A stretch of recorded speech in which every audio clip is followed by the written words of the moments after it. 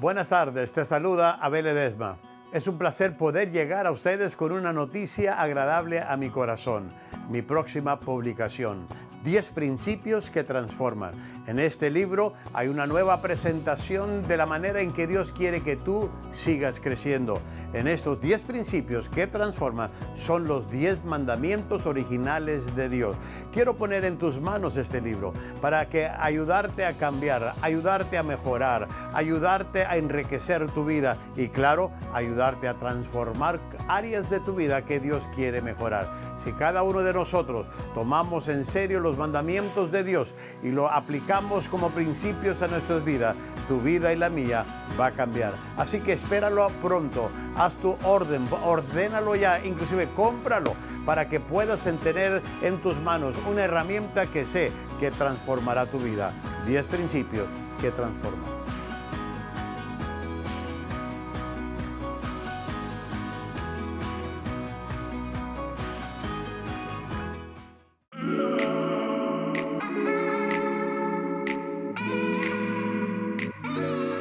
Liderazgo Enfocado Podcast, equipando al liderazgo del mañana, hoy. Principios, enseñanzas y conversaciones de liderazgo con el Dr. Abel Ledesma. La lección de hoy se titula El líder y sus responsabilidades, grabado en vivo desde las conferencias mensuales de Liderazgo Enfocado. Con ustedes, el Dr. Abel Ledesma. He estado estudiando el libro de Primera de Timoteo. Inclusive acabo de terminar la siguiente lección del próximo mes, donde voy a hablar del líder y sus relaciones. Acabo de mandarlo a la oficina para que traigan todos los bosquejos y todo lo demás, así que... Y me gusta leer la Biblia en diferentes versiones para darme idea de lo que quiero llegar o hacer, o el punto que quiero traer. Y al estudiar sobre lo que voy a compartir este día... Oh, perdón, ¿están los aires prendidos, Josué? ¿Sí están prendidos? Préndelos, por favor.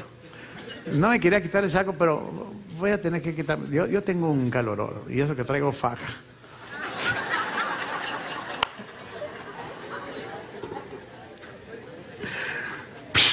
No me querés.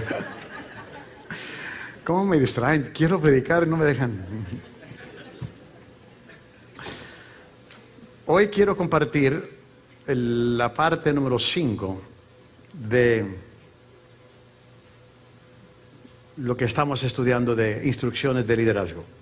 Consejos de Pablo el mentor a Timoteo. Voy a hablar de las responsabilidades, de líderes, cuáles son sus responsabilidades. Y voy a hablarles, amado, de cómo aprender a hacer la conexión con sus responsabilidades. Porque hay líderes que son líderes, pero no llevan a cabo sus responsabilidades. Amado, hacen caso omiso, o ahí se va, o se lo dejo a Dios, cuando en sí tenemos una obligación, amado, en serio, de hacerle frente a lo que Dios nos ha encomendado. Déjenme hacerles 2 preguntas. La primera pregunta es esta. Como líderes, ¿qué es lo que ustedes, si son líderes, que ustedes consideran que sean su responsabilidad más importante?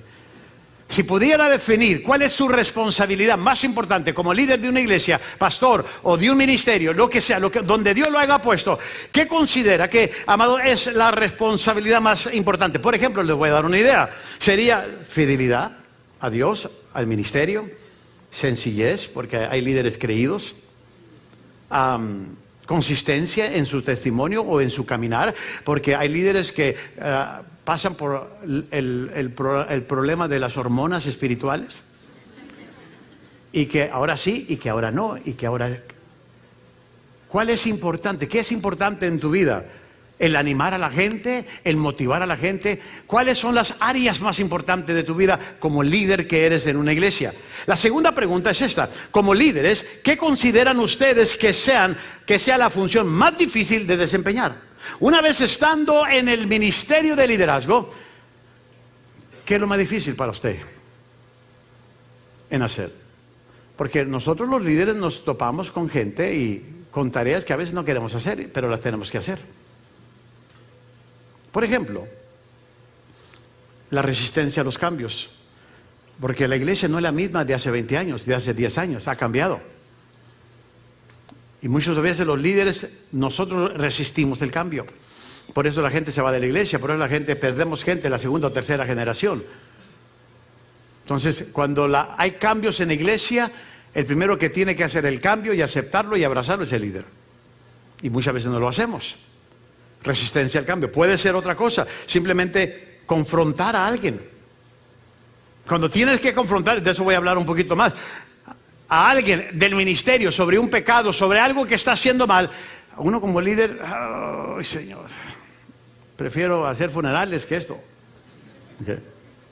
¿Por qué? Porque estamos sabiendo que vamos a pisar en terrenos delicados. O una actitud correcta, porque a veces como líderes la gente nos saca el tapón. ¿A cuántos les han sacado el tapón?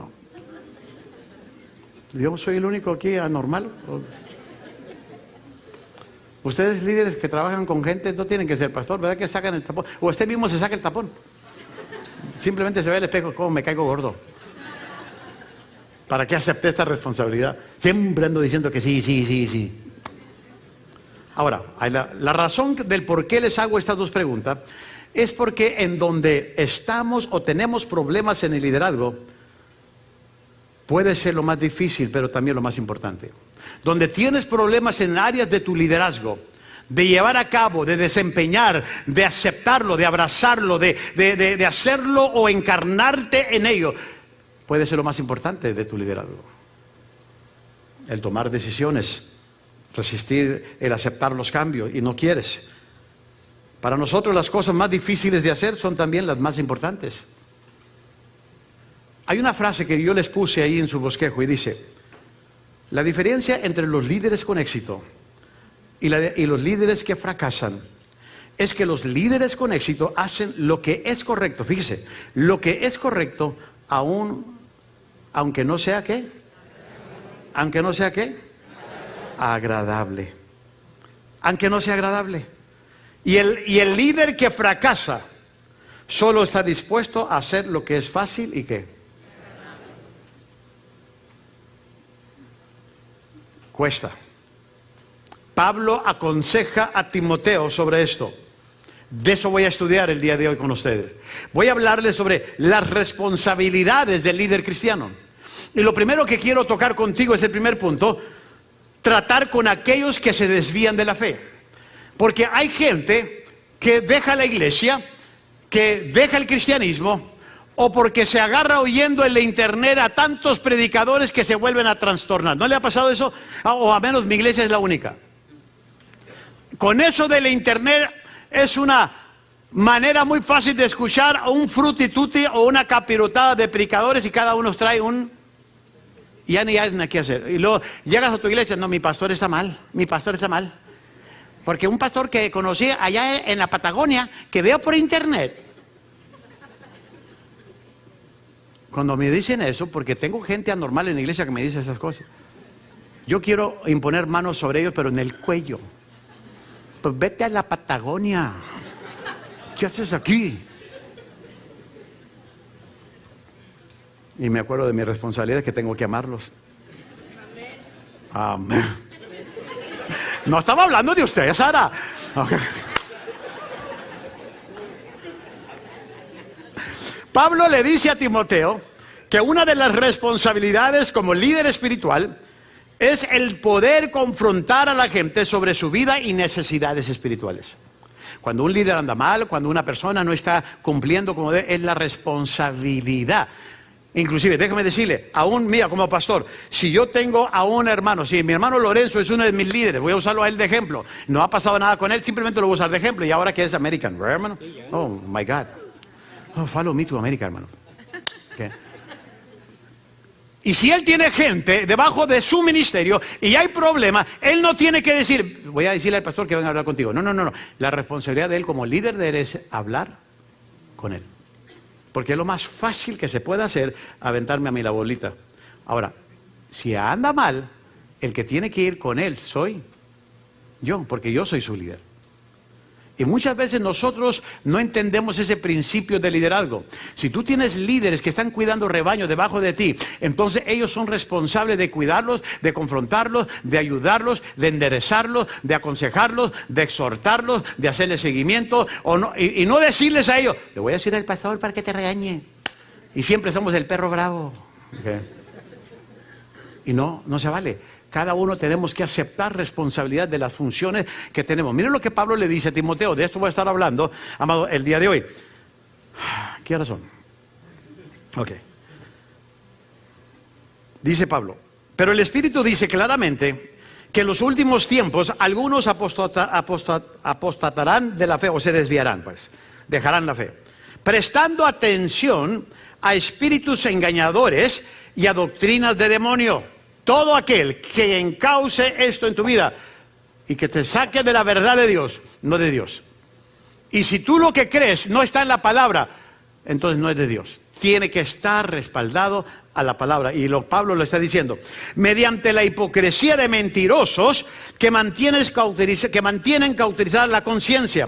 Y luego dice, aquí esto es lo que empezaban a enseñar, prohibiendo casarse y mandando abstenerse de alimentos que Dios ha creado, como el chicharrón, carnitas, porque recuerdan que ellos batallaban con esas cosas. Nada de buche, chicharrón, carnita. Tan rico que sabe.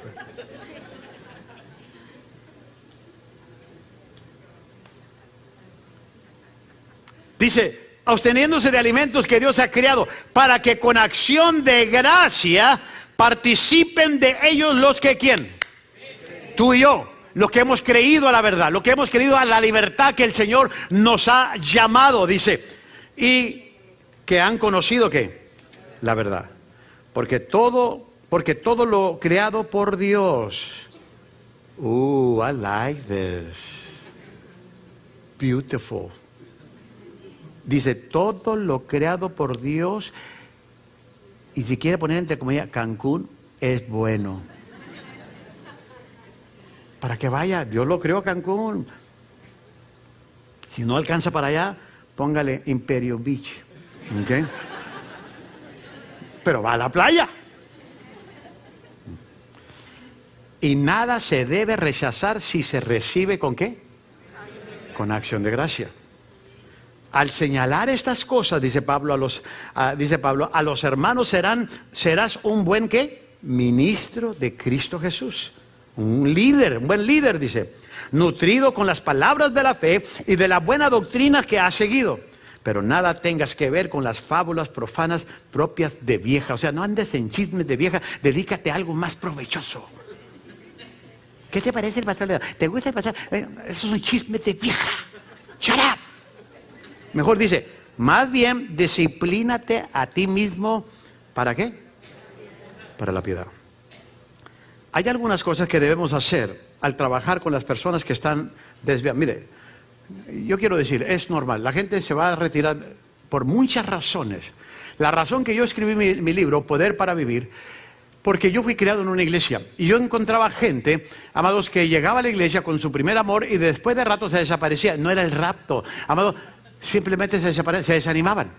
A mí me dice la Biblia que el poder que Dios usó para levantar a Cristo de los muertos, el poder que Dios usó para hacer la creación, es el mismo poder que yo tengo a la disposición para tener una vida victoriosa. El problema de mucha gente es que tienen una experiencia con Dios, pero no cultivan una experiencia continuamente con Dios. Simplemente basan su salvación en esa primera experiencia que tuvieron hace muchos años. Y mucha gente en tu ministerio se va a quemar, se va a agotar, simplemente porque no tuvieron cuidado. Ahora, voy a decirte algo. Pablo está aconsejando que va a haber gente dentro de tu ministerio, dentro de tu iglesia, que se van a desviar de la fe. Ahora, yo no voy a entrar aquí en polémica doctrinal, porque a mí se me ha dicho, pastor, ¿usted cree que la salvación se pierde o no se pierde? Mire, hermano, para que ni usted ni yo ganemos, la salvación no se pierde, ni usted se pierde. El que se pierde es uno. La salvación ahí está. ¿Usted cree que Dios le dio la salvación y Dios anda buscando? ¿Dónde dejé la salvación? ¿Dónde dejé la salvación? No, el que se pierde uno por no cultivar Uno es el que se retira, se aleja de Dios. Uno se corta las alas de seguir volando con el Señor dependiendo a qué le estás haciendo caso. Pero la salvación está. Y no voy a entrar en mucho dilema en esto. Más quiero hablarte de algunas cosas. De que hay gente que se desvía de la fe, que deja la fe. Me encontré hace una semana a una persona que tienen como 20 años de que no van a una iglesia después de ser criados en una iglesia. Y lo estaban diciendo como con orgullo. Le dije, a mí me daría vergüenza decir eso. La verdad que sí. ¿Qué les pasó? ¿Por qué lo hacen? Ahora, si esto pasa en tu iglesia, en tu ministerio, Pablo está aconsejando a Timoteo cómo tratar este asunto. Yo voy a darles pasos para qué tomar al tratar con estas personas. Número 1, entender que esto sucede continuamente. Este no era un problema nomás de Pablo diciéndole a Timoteo, hoy en día en las iglesias pasa eso. Pasa continuamente, pasa en esta iglesia, pasa en la otra iglesia, pasa en tu iglesia, pasa en la iglesia del vecino, pasa en la iglesia de Tijuana, en la iglesia de aquí de San Diego, en las iglesias que usted, en todo esto pasa continuamente. Tenemos que comprender que esto es algo que sucede constante. Debemos estar conscientes que nosotros como líderes vamos a tratar con estos aspectos, con personas y mucho más con personas que mucho menos nos imaginábamos. ¿No le ha pasado eso? Que usted, yo no, ¿cómo que él? Ya no quiere venirle. Hasta en inglés nos sale, oh my God. ¿No es cierto? ¿Por qué? Porque lo que menos esperábamos pasa. ¿Y qué vamos a hacer? ¿A cuántas personas conoce usted que nunca pensó que iban a desviarse del Señor? Que ya no quieren nada con Dios, que no quieren nada con la iglesia. Cada uno tiene a alguien que conoce que anda así. Y que tal vez esa persona estuvo debajo de tu ministerio. Sirvió tal vez a tu lado como líder, un colega líder en tu iglesia. Esto me recuerda la historia de un pastor que renunció al pastoreado, frustrado y cansado por no tomarse un sabático de un mes, ¿ya ve? ¿Qué? De repente un colega de él lo encuentra como director de una funeraria. Y le llamó la atención, dice, ¿qué hace tantos años siendo pastor? Y mira ahora dónde estás, eres director de una funeraria. ¿Por qué? Dice, es fácil. Duré 20 años pastoreando en la iglesia, predicando, y la gente no hace caso. Mira, me traen el muertito, lo pongo donde lo dejo, y me hace caso y no se mueve de ahí. Porque era frustrante. Ahí donde está, si lo meto al congelador, mira, no me hace ni pío. Si lo voy a cremar, ni grita. ¿Me hace caso? Es más fácil ser director de una funeraria que pastor de vivos. Porque es frustrante. Ahora, cuando Jesús hizo la oración del Padre Nuestro, Él usó una frase en plural. La frase que usó en plural fue, no nos metas en tentación. No nos metas. No dice, no me metas en tentación. Dice, no nos metas en tentación. Ahora, me llama la atención y es una lección para mí esta frase. ¿Por qué le digo? Porque constantemente, yo cuando oro esta frase, digo, no nos metas, y me incluyo a los líderes de mi iglesia. ¿Por qué? Porque yo le digo a Dios, Señor, que no caigan en tentación, que sigan adelante, que aguanten a la hora de la prueba, que aguanten a la hora de las tentaciones. ¿Sabe por qué digo todo esto? Porque cuando cae una persona, no cae solo. Y si un cristiano cualquiera cae, no cae solo. ¿Qué pasa cuando un líder cae? Lastima. Por eso tenemos que entender que es un problema continuo el que la gente se desvíe. Y nosotros tenemos que prevenir, tratar de prevenir, ayudar como líder de que esto no esté sucediendo. Número 2, tenemos que comprender el por qué la gente se desvía. Tenemos que entender por qué la gente se desvía. No solo debemos entender que la gente se desvía, que es un hecho, sino también comprender por qué se desvía. ¿Qué es lo que causa que la gente se desvíe de Dios? Bueno, le voy a decir 2 razones el por qué la gente se desvía de Dios. Número 1, la gente se desvía de Dios cuando, número 1, su atención no está puesta o enfocada en Dios. Fíjese, su atención no está enfocada en Dios. O sea que nos vamos ya por lo conocido, por lo familiar, por lo que ya tenemos acostumbrado, por lo que ya sabemos. Y ese es un peligro. Ese es un peligro para muchos de nosotros los cristianos, el irnos nomás por lo que ya conocemos, la mecánica del cristianismo. Y tenemos que tener ese cuidado, porque miren lo que dice Pablo en el versículo 1. Pero el Espíritu dice claramente que en los últimos días algunos apostatarán de la fe. Dice, prestando atención. ¿Dónde pusieron su atención? A espíritus engañadores y doctrinas ¿de quién? O sea que si prestaron atención a los espíritus engañadores y doctrina de demonio, quiere decir que quitaron la atención de Dios. Si empiezas a fijarte en otras cosas, dejas de fijarte en Dios. Y por eso tenemos que enseñarle a nuestra gente, como líderes que somos, la importancia de que tengan su vista en Dios, su enfoque en Dios. La gente se desvía cuando quita sus ojos de Dios y los pone en otras cosas, en el trabajo, en el negocio, en otras personas. Hay gente que nomás se la pasa viendo los negativos en la iglesia, en el pastor, o todos los defectos de los hermanos, y cuando ya menos piensa esa persona ya no quiere nada con la iglesia.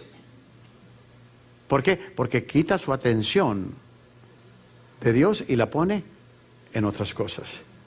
Ahora, voy a decirles aquí de cómo detectar a las personas cuando empiezan a desviarse espiritualmente. Podemos tener de antemano tú y yo algunas cosas para detectar a esa gente. Ahora, lo que yo les voy a decir, lo siguiente, son indicadores, indicators, pero no es la regla, porque puede variar.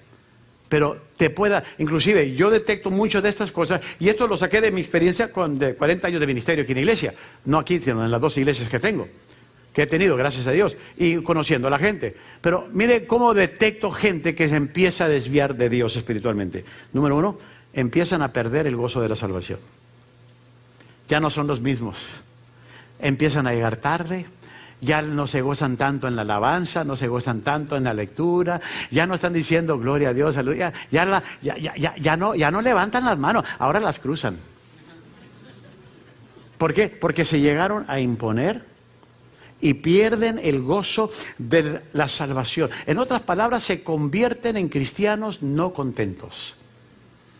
Empieza a crecer la raíz de amargura en sus vidas. El fuego en su corazón de ellos se empieza a apagar. Pierden el motivo y el deseo de servir al Señor, porque perdieron el gozo de la salvación. Si no, fíjese, la gente es gozosa, usted no los detiene. La gente alegre, gozosa, no los detiene. Pero la gente, ¿cuándo se va a terminar? ¿Y para qué me trajeron? ¿Por qué tantos servicios? Nomás viene uno al mes, ¿y por qué tantos servicios? ¿Por qué? Porque perdieron el gozo de la salvación. Hay otro indicador. Empiezan a faltar en sus ministerios a otros. Fíjese lo que dice este principio. Empiezan a faltar o a fallar en sus ministerios a otros. ¿Qué quiero decir con esto? Hacen su trabajo, pero ya no ministran.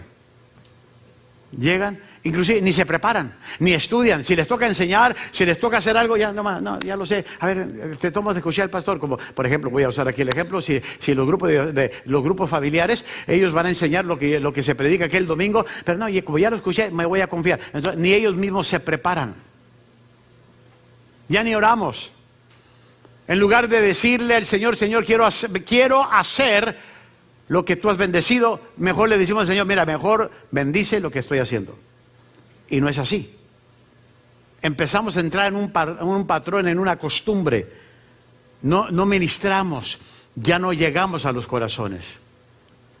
Letra C, otro indicador, dejan de diezmar. Esta es una big indicator. Se convierten en ratas de 2 patas. ¿Sabe por qué digo esto? Yo creo que el dar tiene que ver con tu vida espiritual, no tiene nada que ver con tu dinero. Tiene que ver con tu obediencia. Y la gente, ¿quieres medir a alguien espiritualmente? Mira si en verdad está entregando sus diezmos. Dice la Biblia, donde está tu tesoro, ahí está tu corazón.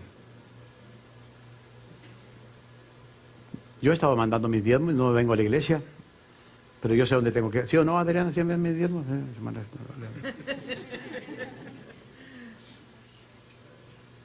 Creo en eso de corazón. Cuando una persona empieza a enfriarse, lo primero que deja de hacer es diezmar. Lo primero, mira, ahí le va. Lo primero que se va de una iglesia cuando una persona está mal es el diezmo. Lo último que llega en una iglesia cuando la persona está bien es el diezmo. Así de sencillo. Tengo demasiado tiempo para entender. Ahora, ¿por qué estoy diciendo esto? Porque soy pastor. Y como agarré este punto, aguántese ahora. Y hay mucha gente, y si tú estás como líder y dejaste de diezmar, eso es una mala indicación. Ten cuidado porque el Satanás va a llenar tu corazón. Va a llenar tu corazón. Inclusive, ahorita terminando aquí, voy a levantar otra ofrenda. No se cree. Pero esta es una buena indicación. Yo por eso a veces reviso a mis líderes si están diezmando o no. Y se lo digo de una vez aquí a todos. Cada 3 meses veo la lista, veo si están. ¿Por qué? Porque me indican cómo están. Y si yo tengo que hablar con él, voy a hablar con ellos. ¿Sabe por qué? Porque puede ser que estén pasando una racha y yo necesito orar por ellos, estar con ellos y orar por ellos. Pero a veces puede ser porque son baquetones. Y les tengo que decir, Dios te ha bendecido. Dios, o si no, no te voy a usar como líder. Y más si son mis surgieres, porque hermano, imagínense mis surgieres no diezmando, pero levantando el diezmo, es como decirle a un ladrón, oye, cuídame el banco. No os hagáis.